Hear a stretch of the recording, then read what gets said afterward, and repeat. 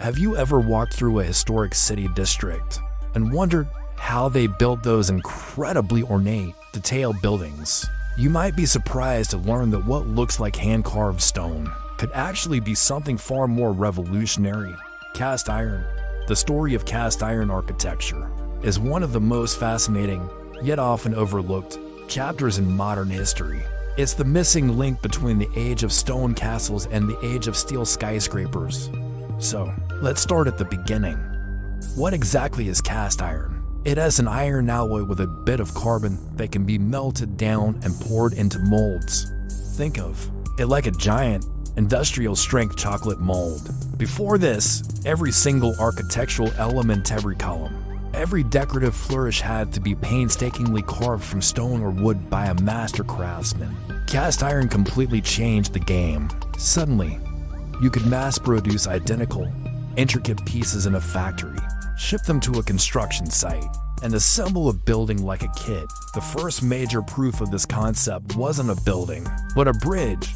The Coalbrookdale Bridge in England, built way back in 1779.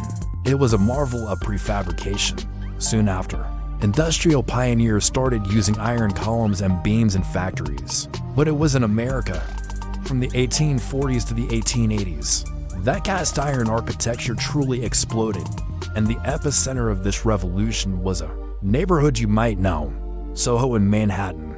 Architects like James Bogardus and Daniel D. Badger became superstars of this new style.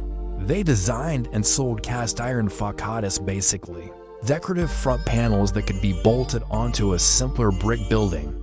These façades looked just like the grand, classical stone palaces of Europe, with all the columns, arches, and intricate details you could imagine. But they were significantly cheaper, faster to erect, and considered more fire-resistant than the timber-framed buildings of the time.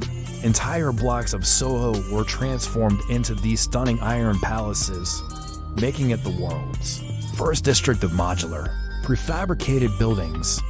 It was the birth of a new kind of city. The advantages were undeniable. Prefabrication meant speed and consistency. The incredible strength of iron allowed for much larger windows.